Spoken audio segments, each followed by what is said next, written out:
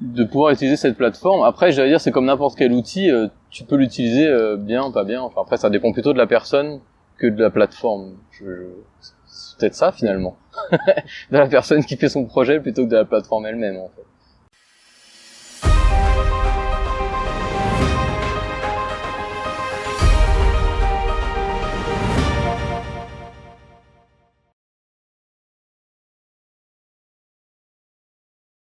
Tu parlais de regroupement d'auteurs.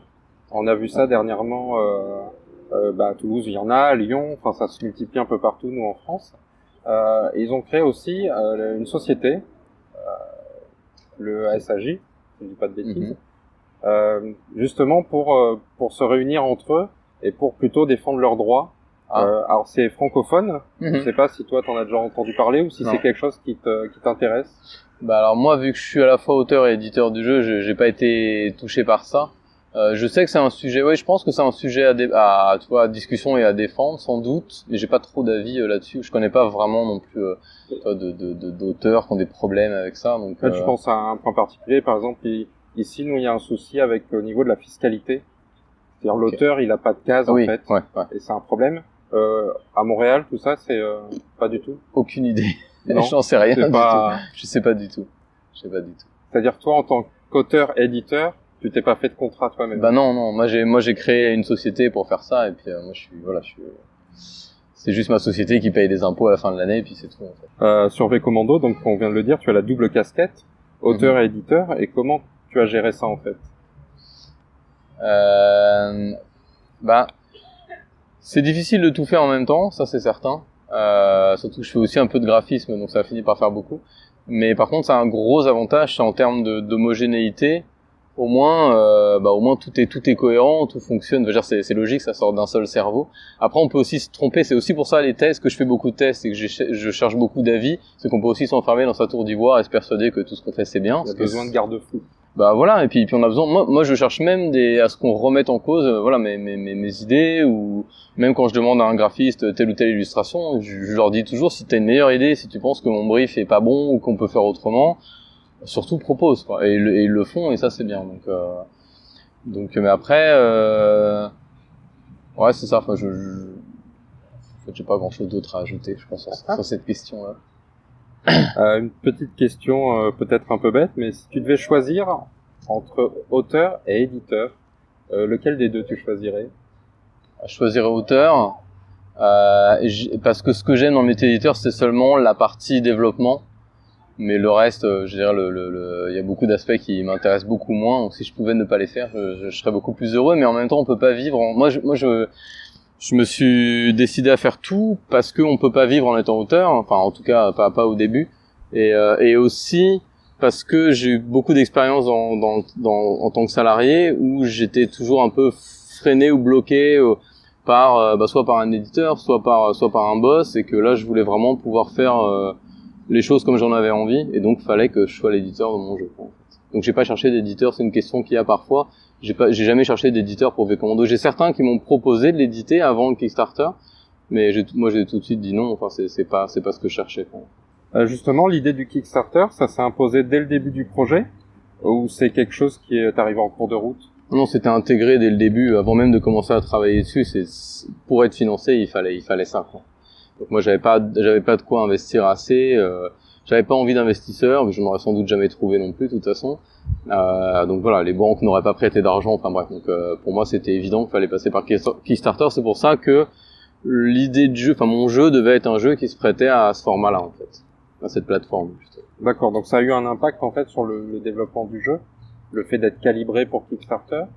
Oui, parce que tu fais quand même beaucoup de choix, alors des bons, des moins bons, tu fais quand même beaucoup de choix par rapport à Kickstarter, donc ça faut être vigilant avec ça. Moi par exemple, j'ai fait 2 extensions pour V-Commando, ce qui est à mon avis pas une bonne idée, parce que alors elles se sont très bien vendues, donc ça c'est cool, mais ça a rajouté une quantité de travail phénoménale, et en plus on se retrouve à avoir un jeu quand il arrive en boutique. Qu'est-ce qu'on fait? Est-ce qu'on sort les extensions au moment de la sortie du jeu, ce qui est bizarre? Enfin tu vois, donc ça crée des situations un peu bizarres. Ça c'est un exemple. Il y en a qui vont mettre peut-être trop de choses dans leur boîte, qui vont faire que leur boîte va coûter trop cher à produire, et qu'après ça devient ingérable. Enfin il y a plein de pièges, hein. Donc je pense qu'on a évité quand même une bonne partie, mais ce que ça fait aussi, c'est que ça te crée une pression en tout cas pour moi, après chacun le vit différemment, mais moi j'avais quand même une grosse pression de pas décevoir en fait. Tu te dis quand même qu'il y a 1000 personnes qui te font confiance en donnant à l'avance leur argent et puis il y a aussi beaucoup d'histoires où ça se passe moins bien ou voire des projets pas livrés. Donc ça crée quand même une grosse pression qu'il faut arriver, je pense, à supporter, surtout quand comme moi on décide de reculer le projet parce qu'on estime qu'il est pas assez bon. Bon bah faut que les gens faut que les gens encaissent, et donc voilà, il y a des décisions difficiles et on est plus pressé par le temps, je pense, que si on le faisait avec des fonds qui viennent d'ailleurs en fait. Mais ce qui est pas plus mal parce que quelqu'un comme moi s'arrêterait sans doute jamais, donc oui. il y a un moment où il faut s'arrêter, donc voilà, ça met quand même un timer à la fin du projet. Les illustrations donc sont magnifiques du jeu, donc sont de Bruno Tati et Vincent Philippiac. Oui. Comment s'est passée cette collaboration bah écoute, plutôt bien. Donc ils travaillaient séparément. Alors pourquoi est-ce qu'on a pris 2 artistes? Ça, je t'avoue, je sais plus exactement. Si, c'était sans doute parce que j'avais peur de pas avoir qu'en en ayant un seul, on n'ait pas le temps de tout faire en fait, parce qu'il y a une quantité d'illustrations énorme dans le jeu. Et c'est 2 illustrateurs qui avaient jamais travaillé dans le jeu de société. Il y en a un Bruno Tati vient de la BD et Vincent Philippiac qui vient du jeu vidéo. Et c'est des gens que je connaissais pas avant, donc on m'a recommandé voilà, ça s'est fait, c'est des amis ou des connaissances qui nous ont recommandé. Et écoute, on bossait beaucoup par Skype, c'est-à-dire que moi je les ai rencontrés quand le projet était fini, en vrai, mais donc on fait beaucoup d'échanges par Skype, ce qui est génial. Et un des deux, Vincent, lui bosse il a l'habitude de la 3D, donc en fait il commençait toujours ses scènes en 3D. Puis ensuite, il finissait en dessinant, peinture numérique. Et du coup, c'était génial parce qu'ensemble, on regardait sur Skype, on regardait son écran. On choisissait ensemble le cadrage, où est-ce qu'on met la caméra, etc. Donc c'était vraiment sympa de faire ce travail-là. Parfois, on le faisait ensemble. Parfois, il le faisait tout seul et puis ça marchait. Et puis en fait, voilà, en général, il me faisait quelques propositions tous les deux et puis on se mettait d'accord ensemble. Mais moi, je cherchais là aussi à avoir vraiment un œil critique de leur part sur toi, si tu vois si t'as des meilleures idées, si tu penses qu'on peut améliorer des trucs, ou même si t'as des idées tout court, il y a des idées du jeu qui viennent, par exemple, je donnais cet exemple sur notre blog, Bruno devait faire des sets de têtes pour les personnages, pour les ennemis, donc ils en faisaient avec des casques, avec des casquettes, etc. Et il m'a livré aussi un masque à gaz. Et moi je lui ai dit pour l'instant je sais pas trop si on va le mettre ou pas dans le jeu parce que c'est vrai qu'il y a rien de prévu pour ça. Puis ça a mis du temps mais l'idée a fait son chemin. Puis résultat moi j'ai intégré des barils de gaz dans le jeu, dans les extensions. Et certains ennemis ont des masques à gaz. Donc ça c'est génial pour moi, c'est exactement le genre de choses que moi je recherche quand je travaille avec des gens. C'est tout le monde peut avoir des bonnes idées, tout le monde peut avoir des mauvaises idées aussi. Et puis il faut arriver à se le dire ou à les écouter ou etc. Donc ça voilà, ça c'est une façon de travailler que j'aime bien et que j'ai trouvé avec les deux. Donc ça c'était chouette. D'autant plus que toi aussi, tu as été illustrateur, si je dis pas de bêtises, notamment pour des jeux de rôle comme Bloodlust ou Bitume.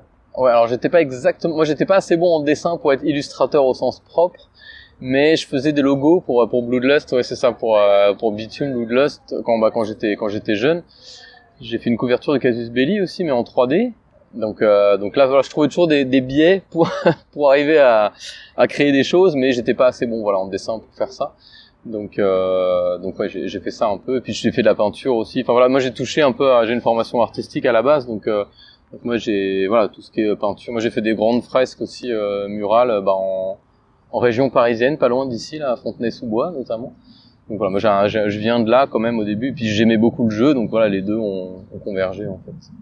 Alors, on parlait tout à l'heure de Kickstarter, et plus largement le financement participatif, c'était pas que Kickstarter.